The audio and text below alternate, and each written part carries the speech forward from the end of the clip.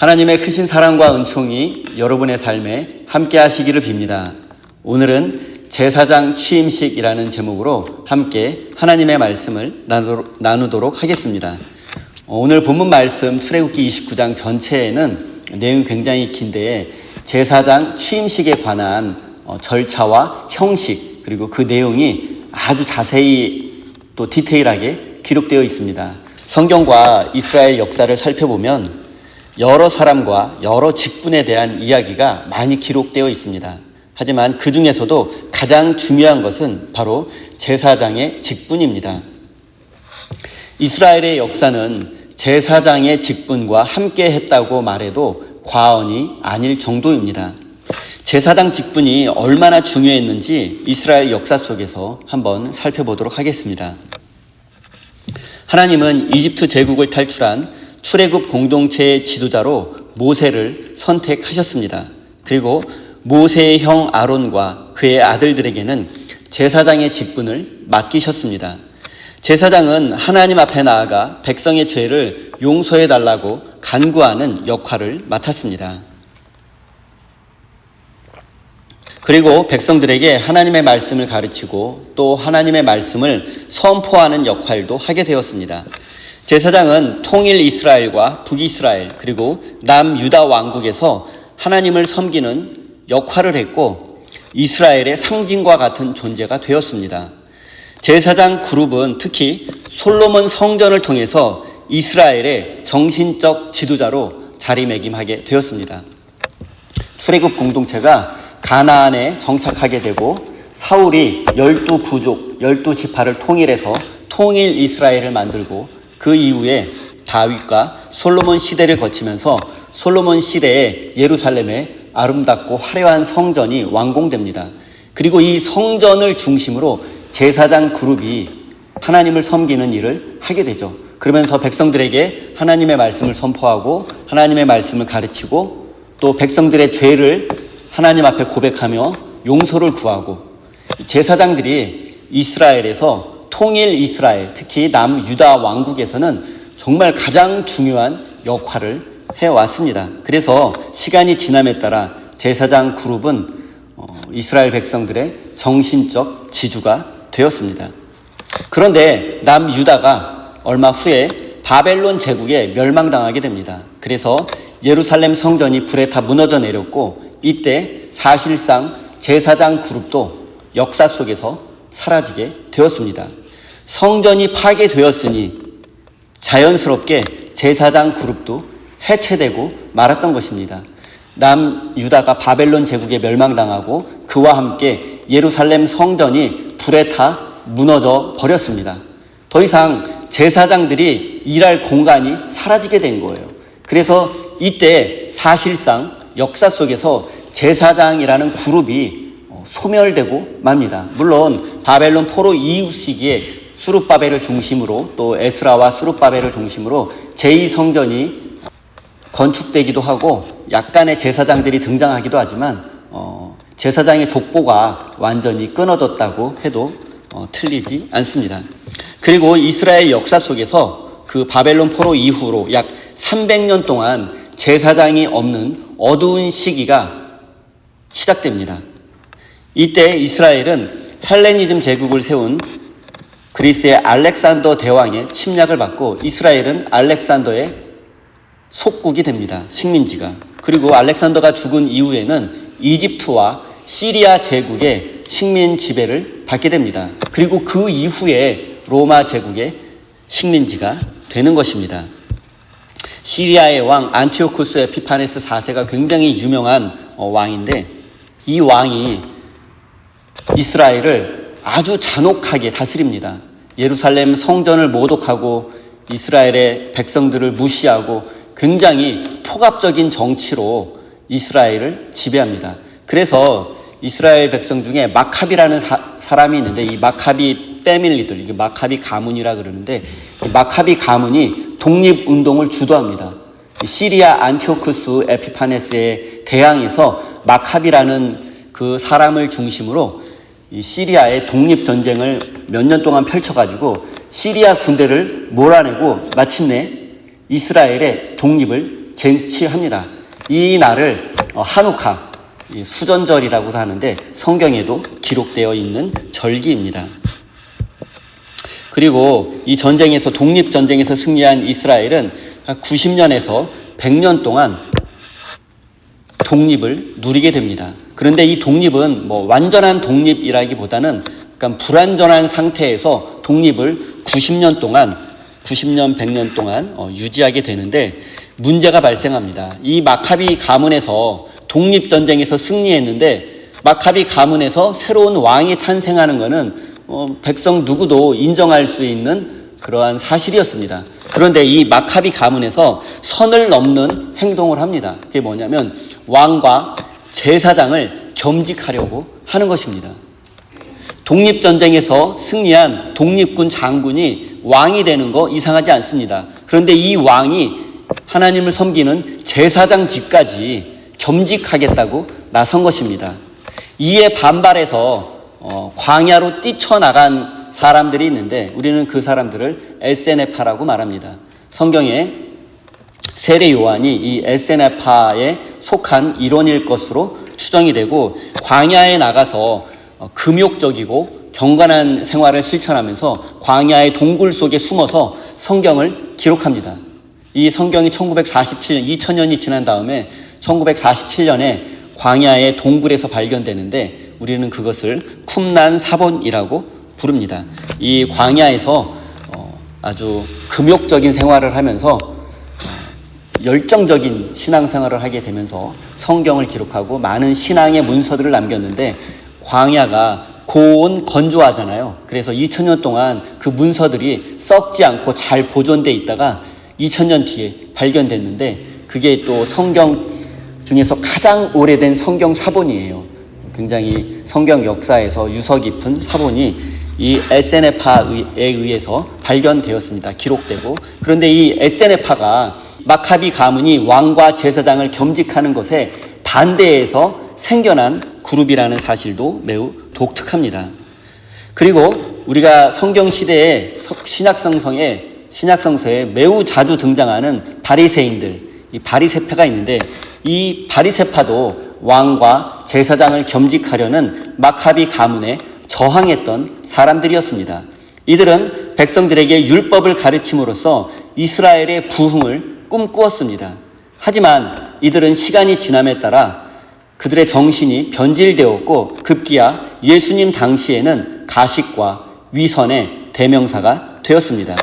그리고 또 성경에 자주 등장하는 사두개인들, 이 사두개파라는 그룹도 있었는데 이들은 스스로 자신들이 대제사장 사독의 후예라고 자처했습니다. 솔로몬 시대의 대제사장이 사독이었는데 사두개파, 딱 느낌이 오시죠? 사두개파. 우리는 사독의 후예다. 그래서 우리가 진짜 제사장이다. 마카비 가문의 왕에게 당신은 제사장이 될 자격이 없고 우리 사독의 후예가 대제사장이 되어야 한다. 그리고 우리가 대제사장이 되겠다고 뛰쳐나간 무리들이 사두개인이 되었고 이들도 나중에는 변질되어서 나중에는 이제 이 마카비 가문이 무너지고 헤롯이 등장합니다. 헤롯이 새로운 왕이 되는데 이 헤롯 가문에 적극 협조하고 로마의 앞잡이가 되는 사람들이 바로 이 사두개인들입니다. 그래서 이 사두개인들은 예루살렘 최고 권력기관인 사네드린 의회의 의원의 절대 다수를 차지하는 사람들이 이 사두개인들이 되었고 또 이들은 나중에 예수님을 십자가에 못 박는 데에도 적극적으로 앞장섰던 인물이기도 합니다. 여러분, 그러니까 성경에 등장하는 에세네파 그리고 사두개인들 그리고 이 바리새파 이 모두가 세속적인 군주가 제사장을 겸직하려는 것에 반대해서 생겨난 그룹들이라는 거, 그리고 이 사람들이 성경 신약성서의 배경이 된다는 거 매우 특별한 이야기인 것 같습니다. 제사장이 이스라엘 역사 속에서 얼마나 중요했는지를 단적으로 보여주는 장면이라고 생각이 됩니다. 오늘 본문 말씀인 출애굽기 29장에는 아론과 그의 아들들이 제사장에 취임하는 내용이 정말 자세하게 기록되어 있습니다. 출애굽기는 많은 지면을 사용해서 제사장의 취임식에 절차와 방법에 대해서 이야기하고 있습니다. 그런데 생각해보면 성경 어디에도 왕의 취임식을 이렇게 자세하게 기록하고 있지는 않습니다. 다윗과 솔로몬이 왕이 될 때에도 성경이 이렇게 많은 지면을 사용해서 자세하게 기록하지는 않았습니다. 그럼에도 성경이 제사장의 취임식을 이렇게 자세하게 다루고 있는 것은 그만큼 중요하고 또 그 안에 많은 의미가 담겨 있기 때문입니다. 성경은 이렇게 제사장의 취임식의 절차와 형식을 강조하고 있습니다. 제사장이 되어서 백성들을 위해서 기도하고 하나님을 잘 섬기는 것은 매우 중요합니다. 하지만 그렇게 하기 위해서 어떤 형식과 절차를 거쳐서 제사장이 되는가, 그것도 못지않게 중요합니다. 저는 평소 개인적으로 절차를 좀 가볍게 여기고 본질에 충실하는 것이 중요하다는 생각을 가지고 있었습니다. 물론 절차보다 본질이 중요한 것은 사실입니다. 하지만 정해진 절차를 통해서 본질의 의미를 정확히 깨달을 수 있으니 절차를 무시하거나 가볍게 여겨서는 안 되는 것입니다. 컵과 물을 한번 생각해 보십시오. 물은 본질이고 컵은 형식입니다. 컵이 있고 컵 안에 물이 담겨 있습니다. 어느 컵에 물이 담겨 있더라도 물이라는 본질은 변하지 않습니다. 하지만 더러운 컵에 담긴 물은 마실 수 없습니다. 또 아름답고 멋진 컵에 물을 따라 마신다면 기분이 더 좋아질 수도 있습니다. 중요한 것은 본질은 이 안에 담긴 물이지만 이 물을 담고 있는 형식, 이 컵이 더러운 컵이라면 제가 이 컵을 마시고 싶은 마음이 들겠습니까? 그런 거예요. 본질이 더 중요합니다. 하지만 형식도 그에 못지않게 중요하다는 사실. 제사장의 역할을 하는 거, 그게 본질입니다. 하지만 제사장이 어떤 훈련을 받고 어떤 과정과 절차를 거쳐서 제사장이 되는가, 그런 형식이 매우 중요합니다. 오늘 본문 말씀에는 제사장의 취임식 절차와 형식이 자세히 기록되어 있는데 이 절차와 형식을 통해서 하나님께서 제사장에게 원하는 것이 무엇이고 또 제사장이 무엇을 해야 하는지 우리가 깨달을 수 있습니다. 그러니까 형식과 절차를 통해서 본질의 의미가 더욱 분명해지고 그 의미를 깨달을 수 있는 것입니다. 제가 제사장 취임식의 절차와 형식에 대해서 간단히 요약해서 말씀드리겠습니다. 먼저 제사장의 직분을 맡게 될 아론과 그의 아들들은 몸을 깨끗이 씻고 제사장의 예복을 입어야 합니다. 몸을 깨끗하게 씻는다는 거, 그 다음에 제사장의 예복을 거룩한 이렇게 가운같이 예복을 입는다는 거, 몸을 깨끗이 하고 깨끗한 예복을 입고 하나님 앞에 나아가는 거 매우 중요합니다. 그리고 나서는 죄를 용서받기 위한 속죄의 제사를 드리고 또 하나님께 모든 것을 바치겠다는 약속으로 번제를 드립니다. 그리고 나서는 하나님과 백성들 사이를 연결해 주기 위한 화목 제사를 드립니다. 그러니까 이 제사장, 목사가 되기 위해서 세 가지 제사, 세 가지 예배를 드리는데 속죄제, 번제, 화목제, 이 세 가지 제사, 이 세 가지 예배를 취임식에서 하나님 앞에 드리게 됩니다. 그리고 이 제사장의 취임식은 일주일 동안 계속되며 이 일주일 동안에 속죄제, 번제, 그리고 화목제를 반복해서 드리게 됩니다. 그리고 제사장이 취임한 후에는 아침과 저녁에 각각 상번제라는 이름으로 제사를 드려야 합니다. 일주일 동안 속죄제, 번제, 화목제사를 드린 후에 제사장 취임을 하게 되면 아침과 저녁으로 성전에서 상번제라는 이름으로 백성들의 죄를 위해서 제사를 집례해야만 합니다. 제사장이 이렇게 자신의 직분을 잘 감당한다면 하나님께서는 제사를 드리는 그곳에서 백성들을 만나 주시겠다고 약속해 주셨습니다. 1절 말씀을 제가 읽겠습니다. 나를 섬기는 제사장을 거룩하게 구별하여 세우는 절차는 이러하다. 숫송아지 1마리와 순양 2마리를 흠없는 것으로 골라라. 제사장이 된다는 것은 거룩하게 구별되는 것입니다. 거룩하다는 단어 자체가 이미 구별된다는 뜻이 있기 때문에 거룩은 하나님의 뜻이 아닌 것과 구별된다는 의미입니다. 즉, 세속적인 가치관과 멀어져야 한다는 뜻입니다. 한마디로 제사장이 된다는 것은, 그리스도인이 된다는 것은 거룩한 사람이 되어야 한다는 뜻입니다. 여기에서 우리가 알 수 있는 사실이 있습니다. 그것은 하나님께서 사용하시는 사람은 바로 거룩한 사람이라는 뜻입니다. 하지만 제사장도 육체를 입은 인간이기에 거룩한 사람이라고 말하기 어렵습니다. 그렇다면 어떻게 해야 우리가 거룩한 사람이 될 수 있겠습니까? 먼저 거룩한 사람의 반대말을 알면 이해하기가 쉬운데, 거룩한 사람의 반대말은 성경에서 죄인이라고 사용합니다. 죄인, 반대말은 거룩한 사람. 그러면 거룩한 사람이 되는 방법은 뻔합니다. 두 가지가 있습니다. 첫째는 죄를 짓지 않는 것이고, 둘째는 죄를 용서받는 것입니다. 죄를 짓지 않으면 거룩한 사람이 될 수 있고, 또 거꾸로 죄를 용서받으면 거룩한 사람이 될 수 있습니다. 그런데 인간이 죄를 짓지 않는다는 것은 현실적으로 가능하지 않으니 남은 것은 죄를 용서받는 것 뿐입니다. 성경이 말하는 죄는 우리가 그냥 어떤 크리미널 같이 나쁜 행동, 나쁜 마음 그런 거를 성경이 죄라고 하지 않습니다. 성경이 말하는 죄, 하마르티아는 하나님의 뜻으로부터 벗어난 것, 하나님의 뜻과 하나님의 계획, 하나님의 마음에서 멀어진 것, 그 모든 것을 죄라고 말씀합니다.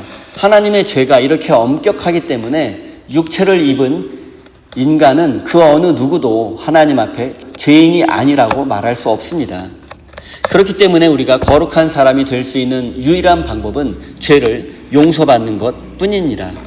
그리고 구약시대에 죄를 용서받을 수 있는 길은 희생 제물을 바치는 속죄제, 속죄의 제사를 통해서만 죄를 용서받을 수 있었습니다.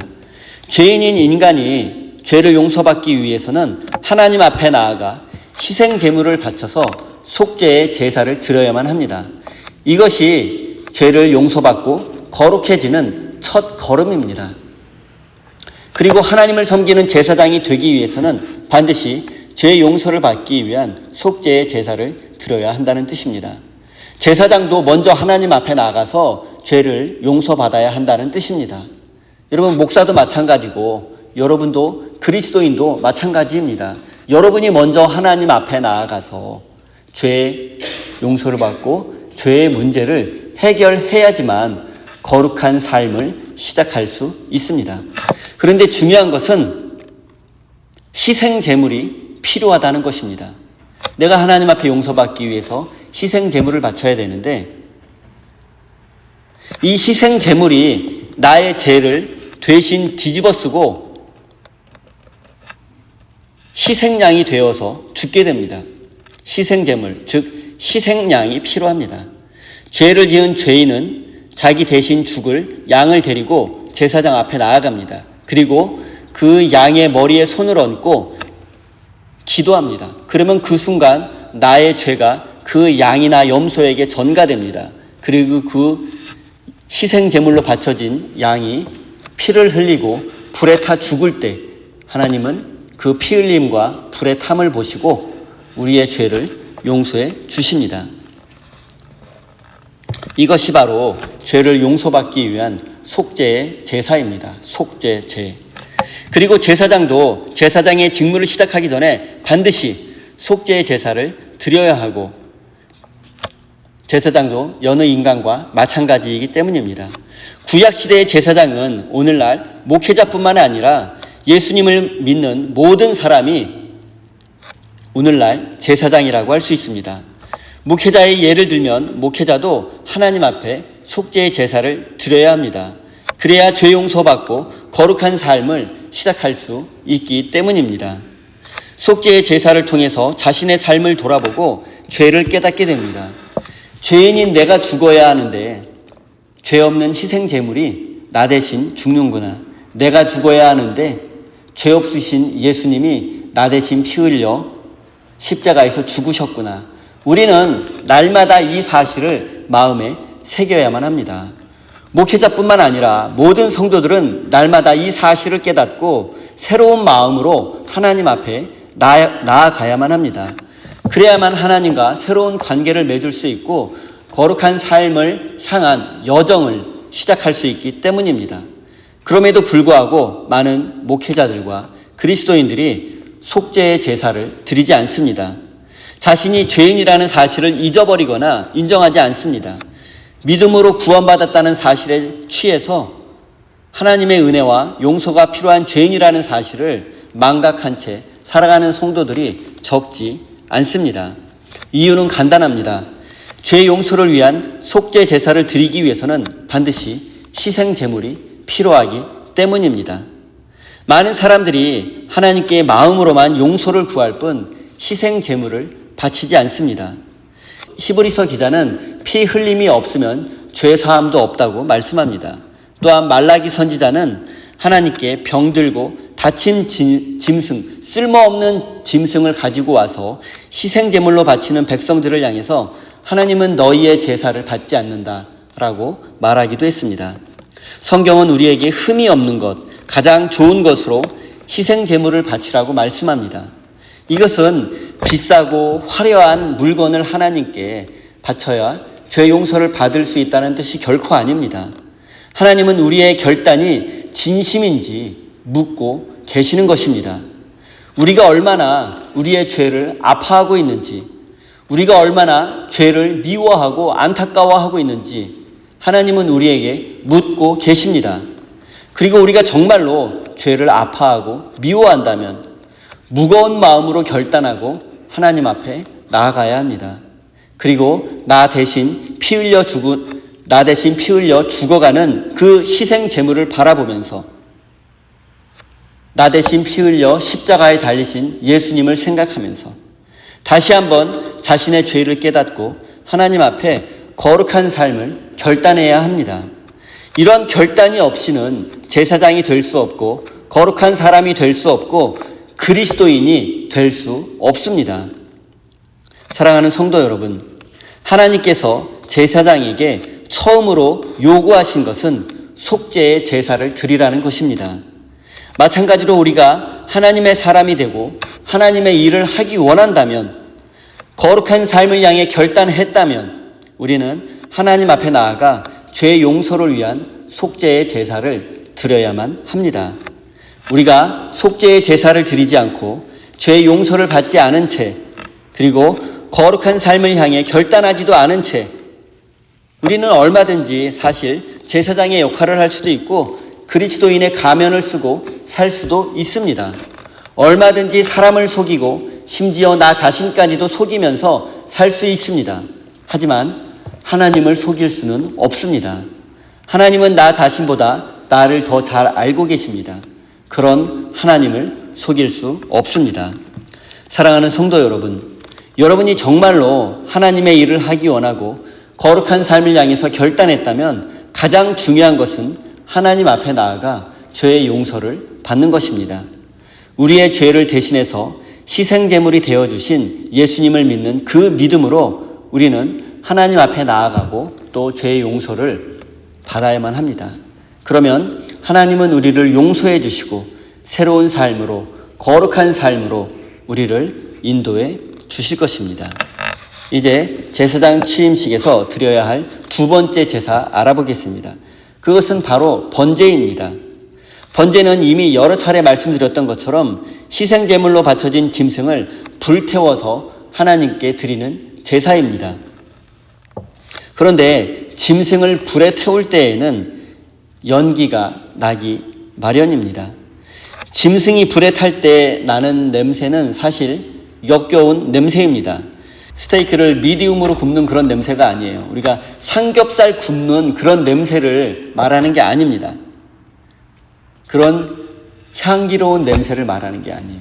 짐승이 불에 타서 완전히 숯이 될 때까지 태우는 겁니다. 여러분, 짐승이 불에 타는 냄새예요. 고기 굽는 냄새가 아니라. 번제는 짐승을 완전히 숯이 될 때까지 태우는 것입니다. 이때 탄 냄새가 납니다. 그럼에도 하나님은 이 냄새를 향기로운 제물이라고 말씀하시며 기쁘게 받으십니다. 그런데 도대체 무엇이 향기롭겠습니까? 죽은 짐승이 타는 냄새가 어떻게 향기로운 냄새가 될 수 있겠습니까? 하지만 하나님은 이 냄새가 향기롭다 말씀하시며 기쁘게 받아주십니다. 하나님이 기쁘게 받으시는 것은 짐승 타는 냄새가 아니라 바로 제사장의 마음과 그의 결단입니다. 제사장은 짐승이 불에 타는 모습을 바라보면서 자신의 모든 삶을 불태워서 하나님을 위해서 헌신하겠다고 이 순간 다짐하고 결단하게 됩니다. 그 다짐과 그 결단이 하나님은 향기로운 냄새라고 말씀하십니다. 하나님이 기뻐 받으시는 것은 죽은 짐승이 숯이 되도록 타는 냄새가 아니라 제사장의 헌신된 마음입니다. 번제는 단순히 짐승을 바치는 제사가 아니라 자신의 삶을 온전히 하나님께 바치겠다는 결단의 제사입니다. 결단의 약속입니다. 하나님이 우리에게 원하시는 것은 죽은 짐승이 아니라 우리의 헌신된 마음입니다. 사랑하는 성도 여러분, 하나님의 일꾼이 되겠다고 하면서 자신의 삶을 하나님 앞에 헌신하지 않는다면 그것은 거짓입니다. 지금 이렇게 예배의 자리에 있지만 여러분의 삶을 하나님께 드리지 않는다면 하나님은 여러분의 예배를 받지 않습니다. 우리의 믿음은 너무 마음뿐인 경우가 많습니다. 마음은 원이로되 육신이 약하다는 핑계로 우리는 우리의 삶을 하나님 앞에 드리지 않는 경우가 너무 많습니다.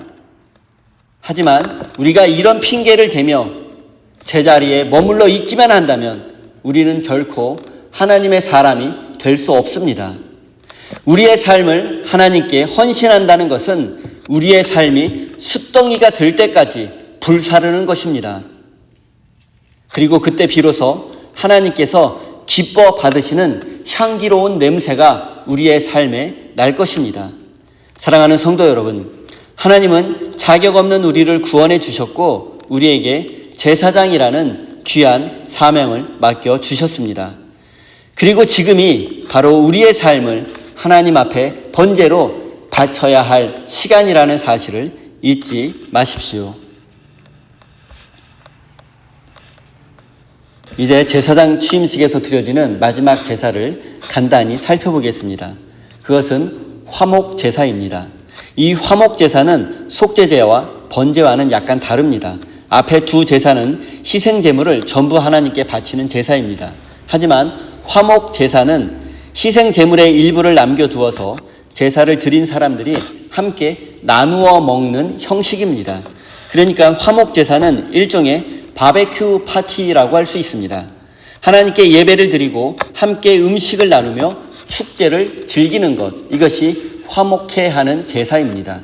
여러분, 이 장면을 한번 상상해 보십시오. 화목제사를 드리기 위해서 많은 백성들이 모여 있습니다. 하나님께 예배를 드리고 남은 고기를 함께 구워서 나누어 먹습니다.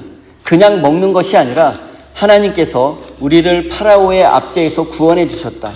하나님은 홍해 바다를 가르셨고 만나와 메추라기로 우리를 먹여주셨고 구름 기둥과 불 기둥으로 인도해 주신 하나님의 이름을 높이면서 서로 바베큐 파티를 하는 것입니다.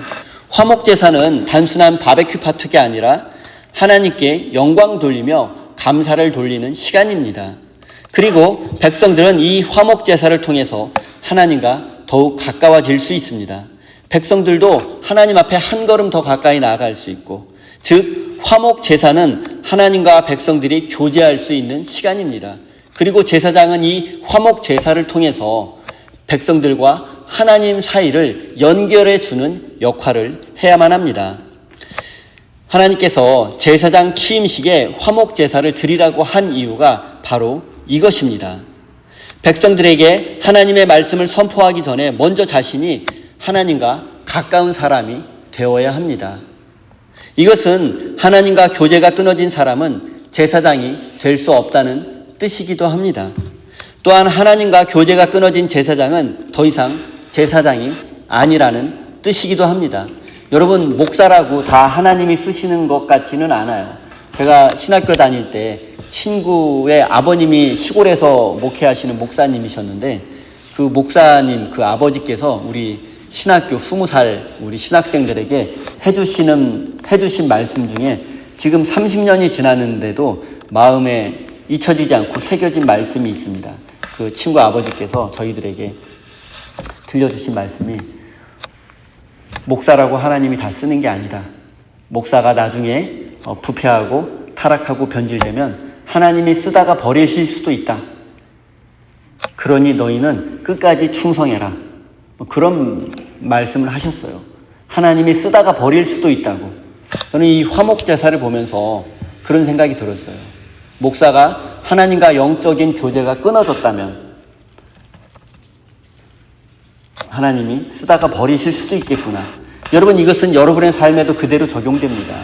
여러분이 물론 예수님을 믿고 구원받은 하나님의 백성이 되었지만 날마다 새로운 마음으로 하나님과 교제하지 않는다면, 하나님과 영적인 교제를 하지 않는다면 여러분, 하나님이 여러분을 버리실 수도 있습니다. 하나님은 우리에게 거룩한 제사장의 직분을 맡기셨습니다.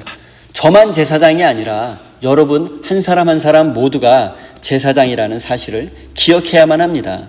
그렇다면 우리는 우리의 삶의 자리에서 날마다 속죄의 제사와 번제 그리고 화목 제사를 드려야만 합니다. 그래야만 제사장의 직분을, 성도의 직분을, 그리스도인의 직분을 수행할 수 있기 때문입니다. 사랑하는 우리 세임교회 성도 여러분, 바로 여러분이 이 시대의 거룩한 제사장으로 부름받은 사람이라는 사실을 마음 깊이 새기시고 그 거룩한 직분을 충실히 수행함으로써 하나님께 영광 돌리는 거룩한 제사장이 되시기를 예수님의 이름으로 축원드립니다. 제가 기도하겠습니다.